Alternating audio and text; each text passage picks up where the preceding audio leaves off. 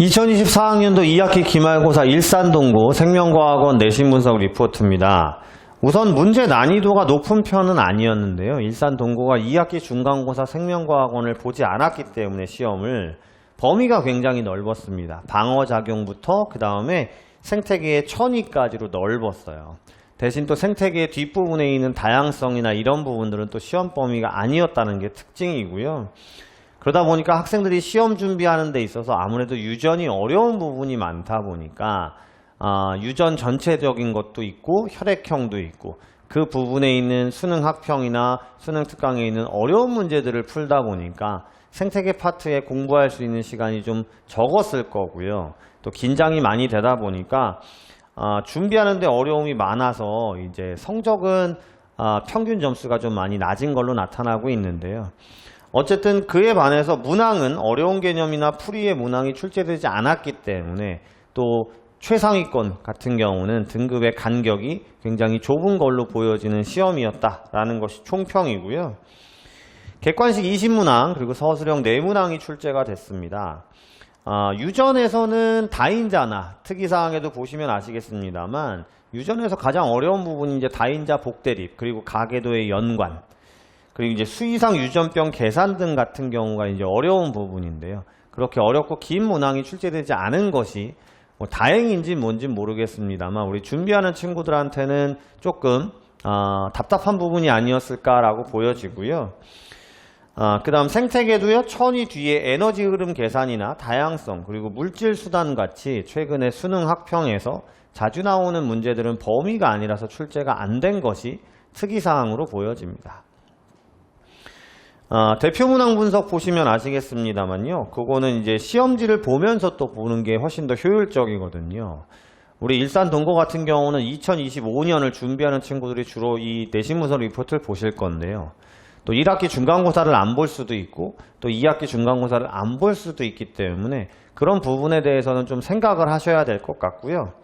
대신에 올해의 예를 한번 보면 너무 어려운 문제 그리고 복잡한 문제보다는 친구들이 기본 개념을 명확하게 알고 기본적인 계산을 똑바로 할 수 있느냐라는 문제가 많이 출제됐기 때문에 그런 부분에 조금 주목해서 시험 준비를 하는 것이 중요하지 않나 보여집니다.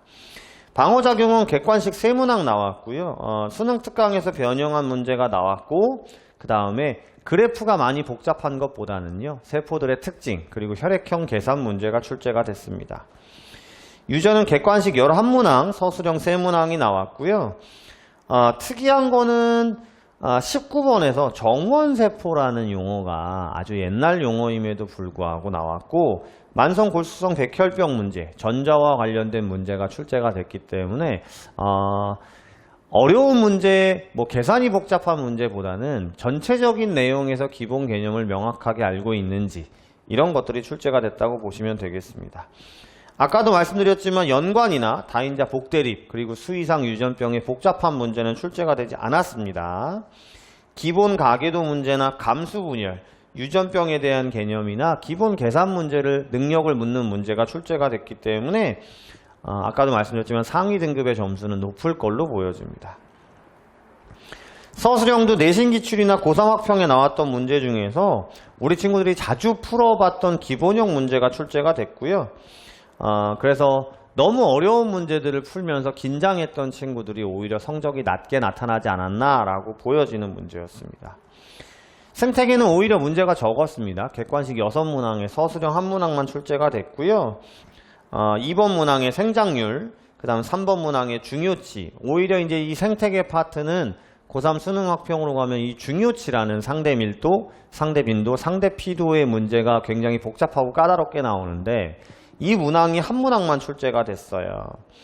그리고 천위의 기본 개념, 그리고 단답형 1번에서는 개체군의 상호작용 기본 개념 문항이 출제가 되면서 다시 말씀드리지만 일산동고 생명과학 시험을 준비하는 친구들 2학기 기말 때는요.